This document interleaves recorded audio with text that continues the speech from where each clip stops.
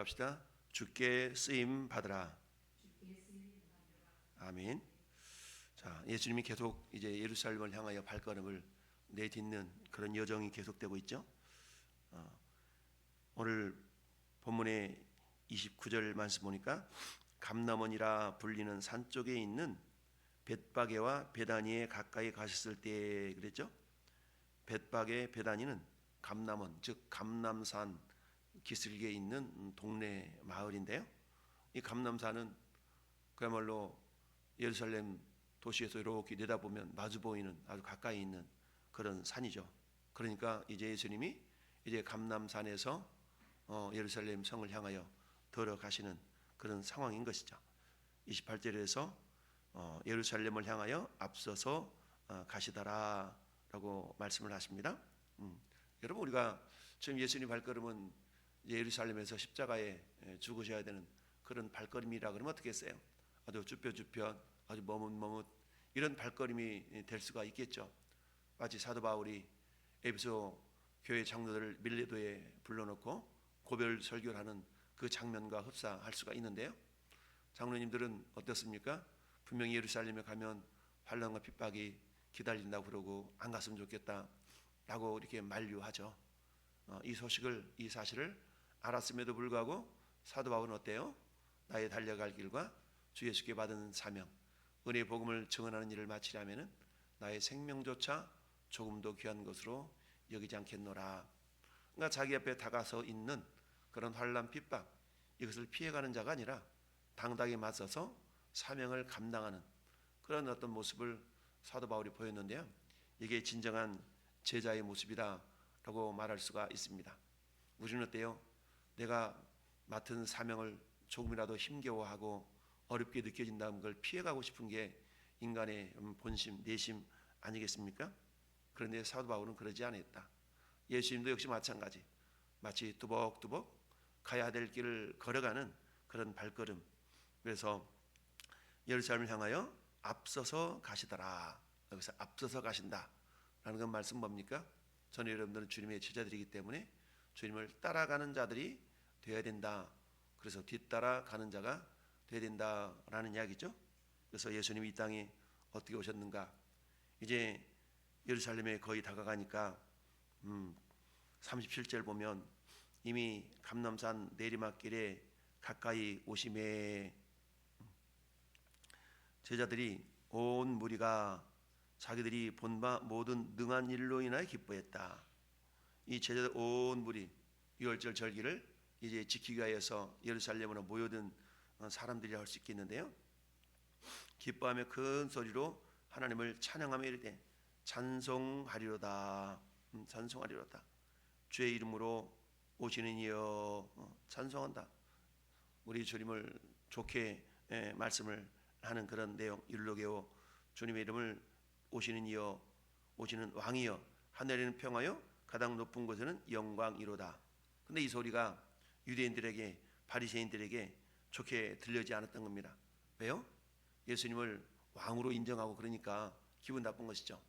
여전히 그들은 예수님을 메시아로 인정하지 않고 있었던 것이죠. 그래서 무리 중에 어떤 바리새인들이 말하되 선생이여, 예수님을 그저 선생으로만 알고 있는 겁니다. 당신의 제자들을 책망하소서. 왜 책망을 해요? 왕이라 그러니까, 찬송한다고 그러니까 책망해달라는 얘기죠. 물론 제자들이 예수님을 왕으로 이렇게 찬송하는 이 모습은 이들이 정치적인 메시아로 예수님을 여전히 알고 있기 때문인 것이죠. 어찌하든 그러나 저러나 주님을 높이는 그 모습 자체만으로는 그게 옳은 것이기 때문에 예수께서 대답하시기를 만일 사람들이 침묵하면 돌들이 소리 지르리라 라고 말씀합니다. 즉 예수님을 찬양하는, 찬송하는 모습은 응당 당연한 것이다 라는 것을 주님이 역설적으로 표현하고 있는 말씀이죠. 이처럼 예수님이 이 땅에 어떻게 오셨어요? 평화의 왕으로 오셨다. 그래서 누가복음 1장에서도 예수님 오심을 고백했을 때 지극히 높은 곳에 있는 하나님의 영광이여 땅에서는 평화로다. 이런 어떤 고백의 말씀 그대로 고백하고 있죠.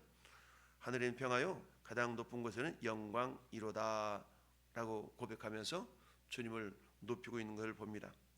이처럼 예수님께서는 이 땅에서 정치적으로 혁명적으로 그야말로 새로운 나라를 이끌어 만드시는 그런 분으로 오신 게 아니라 그야말로 평화적으로 복음으로 하나님 나라를 이루어 가실 그런 메시아로 이 땅에 오신 것이죠. 그런데 대부분 사람들은 아직까지도 이 사실을 알지 못하고 있는 겁니다. 그래서 이제 예수님이 예루살렘에 들어오셨으니까 뭔가 일어날 거야 라는 막 기대감, 설레고 반 이런 마음을 가졌던 것인데요. 어쩌던 주님은 어때요? 그야말로 스가랴 선지자의 예언처럼 스가랴서 9장 9절에 예수님은 어떻게 오신다고 그랬어요? 나귀를 타고 이 땅에 오신다라고 말씀하고 있죠. 그래서 예수님이 이 땅에 오심을 스가랴 선지자를 통하여서 아주 적나라하게 표현되어 있는데요. 예수님이 이 땅에 평강의 왕으로 오셨다라는 사실이고요. 두 번째는 뭐냐? 오늘 이 29절 말씀처럼 예수님께서 28절 말씀처럼 예루살렘을 향하여 앞서서 가시더라라고 말씀하고 있습니다. 여러분, 우리 주님은 어때요? 어떤 일이 있어서 몸소 행하시는 주님이시죠. 그러니까 우리 보통 그러잖아요. 아유, 입만 살아가지고. 이 말은 무슨 소리입니까? 행동하지 않는다라는 의미죠. 입만 살아서. 우리 성도들이 입만 살아있는 자들이 돼서는 안 됩니다. 세상 사람들이 때로는 우리 예수 믿는 사람들을 폄하하는 그런 말 중에 한 가지가 뭡니까? 말은 잘해 이러잖아요. 말은 잘해, 말도 잘해 이래야 되는데 말은 잘해. 이 말은 뭡니까? 말은 하는데 말은 뻔지르르 잘하는데 뒤따르는 행동이 없다라고 우리를 비아냥거릴 때 아유 말은 잘해 이렇게 얘기하잖아요. 우리들이 말만 잘하는 자들이 되어서는 안 되고 말에 합당한 행동이 그대로 뒤따르는 자가 되어야 된다. 예수님은 예루살렘에서 어떤 일이 일어날지를 다 아셨음에도 불구하고 뚜벅뚜벅 앞서서 가셨다. 그럼 우리는 어때야 됩니까? 그 주님을 뒤따르는 자들이 되어져야 된다라는 얘기죠. 그래서 우리 주님이 가신 그 길을 우리는 묵묵하게 우리가 뒤따라갈 수 있는 그런 믿음의 자녀들, 주님의 제자들이 될 수 있어야 된다라는 얘기입니다. 이걸 몸소 실천했던 우리 사도 바울의 모습을 우리는 잘 알고 있습니다. 이처럼 가야 될 그 길을 사명을 잘 감당하기 위해서 달려가는 그 모습 속에서 어떤 어려움이 있다 할지라도 그것을 능히 이겨낼 수 있는 그런 믿음의 모습들이 진정한 제자의 모습이 아닌가 생각해 볼 수가 있습니다. 이것을 위하여 우리는 어때요? 자기 자신을 부인하고 어찌하든 나를 통해서 이루실 그 하나님의 거룩한 뜻, 이게 이루어질 수 있어야 되는데요. 자, 그랬더니 주님이 뭐라고 말씀하십니까? 맞은편 마을로 가라. 그리로 들어가면 아직 아무도 타보지 않는 나귀 새끼가 매어 있는 것을 보리니 풀어 끌고 오라 라고 말씀합니다. 그러면 맞은편 마을은 어디일까요? 맞은편 마을은 베다니 아니면 벳바게겠죠. 근데 신학자들이 베다니가 아닌 벳바게다 라고 이야기를 하고 있는데요. 어쨌든 그 맞은편 마을로 가서 타보지 않는 매어 있는 나귀 새끼를 끌어오라 라는 얘기입니다. 그러면 만일 누가 너희에게 어찌하여 푸느냐 묻거든 말하기를 주가 쓰시겠다 하라 하시매. 주가 쓰시겠다 하매 보내심을 받은 자들이 가서 그 말씀대로 만난지라. 그 나귀 새끼를 풀으니까 그 임자가 뭐라고 그래요? 왜 풀어? 그런데 주께서 쓰시겠다라 그랬더니 그냥 내어주는 것을 보게 됩니다. 그렇습니다.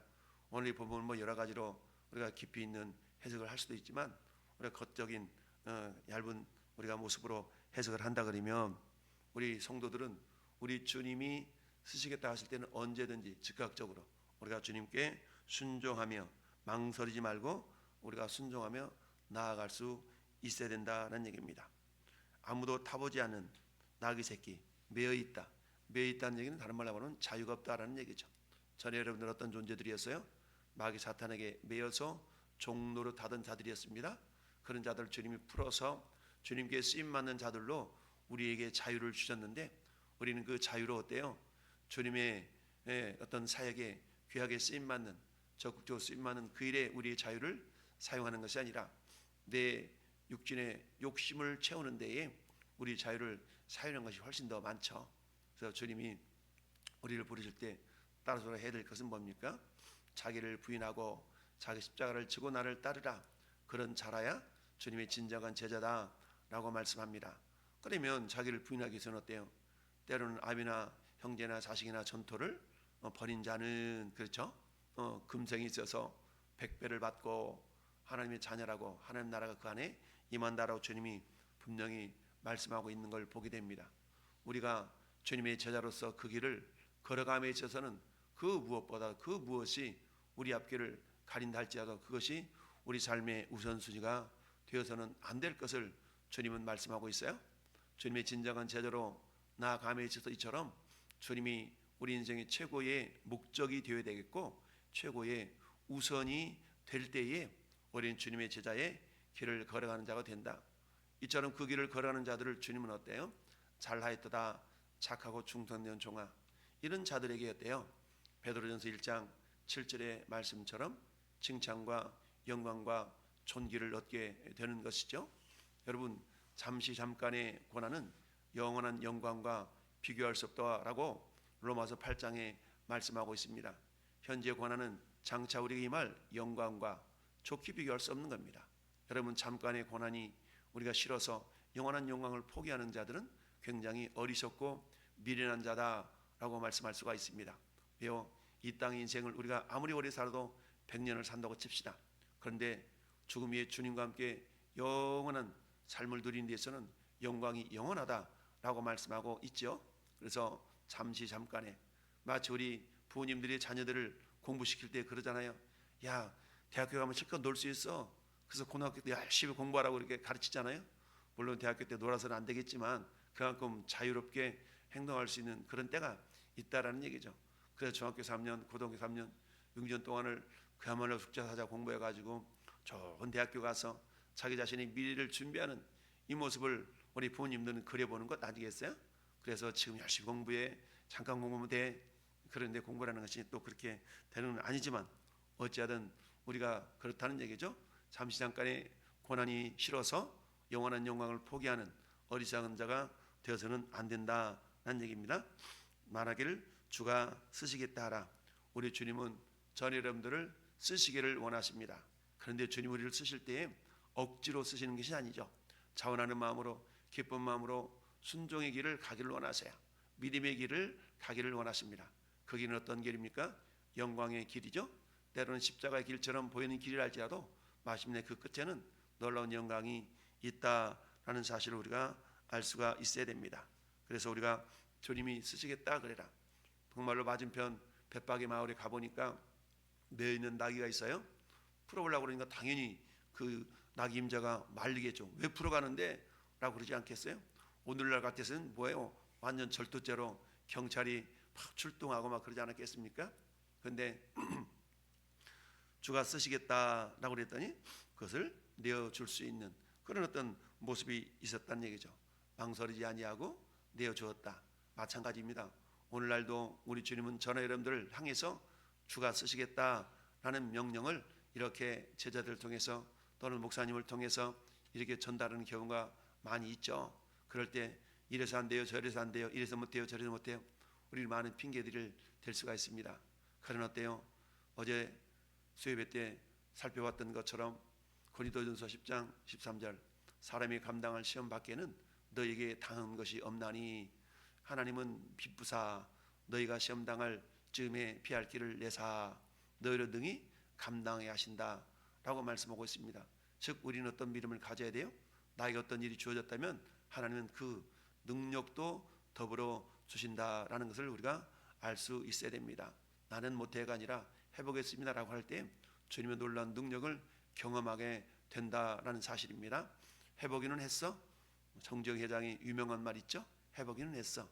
우리는 그러나 어떤 일을 시도할 때 굉장히 어려움이 있을 수가 있습니다. 주께서 쓰시겠다고 하라. 주께서 쓰시겠다고 그래라. 그래서 내어드렸던 것처럼 우리 주님은 저는 여러분들을 쓰시기를 원하십니다. 어떤 데에 선한데 선한 믿음의 도구로 우리를 쓰기를 원하십니다. 그래서 하나님이 우리를 쓰시고자 할 때에 주님 저를 쓰시옵소서라고 우리가 우리 자신을 내어드릴 수 있다면 그게 하나님의 큰 기쁨이요 영광이 될 줄로 믿습니다. 우리 자식을 기를 때 그러잖아요. 부모님이 무슨 일을 시켰는데 안 돼요, 싫어요, 못해요. 이런다 그러면 어때요? 부모의 마음이 좋지 않죠. 그런데 부모님이 이렇게 무슨 심부름을 시켰는데 알았어요, 제가 할게요 라고 자발적으로 나선다면 부모의 기쁨이 되는 것처럼 우리 주님도 역시 마찬가지. 그동안 주님께 쓰임받지 못했던 우리 인생들을 주님은 어때요? 죄와 사망으로부터 우리를 건져 주셨어요. 악한 마귀 사탄에 매여서 종노릇 했던 우리를 어때요? 건져서 하나님의 자녀로 삼아 주셨습니다. 그렇다면 이제는 어때요? 우리를 건져 주신 그 주님을 위하여서 저는 여러분들이 쓰임받는 인생을 살아가야 될 터인데, 여전히 어때요? 내 육신의 욕심을 쫓아 살아가는 삶을 살아가는 사람들이 얼마나 많이 있습니까? 여러분, 우리가 주님의 영광을 위하여 살아간다고 말하지만 실제적으로 그런 삶을 살아가는 자들은 그리 많지 않다라고 어제 수요 예배 때에 살펴보았는데요.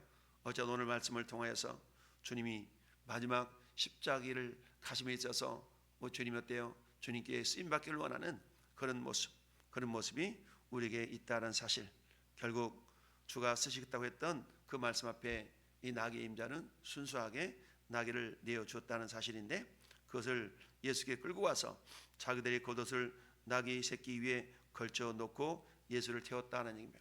여러분, 인간의 겉옷은 한마디로 말하면 사명, 직분을 이런 것을 상징합니다. 그러니까 자기들의 겉옷을 예수 위에 나귀 위에 풀어서 벗어서 얹어놨다는 얘기는 결국 뭡니까? 우리가 마치 나귀인 것처럼 나귀가 되어서 주님이 우리를 쓰시도록 우리가 직분과 사명을 잘 감당해서 주님께 영광을 돌려드리는 그런 어떤 모습이다라고 볼 수가 있는데요.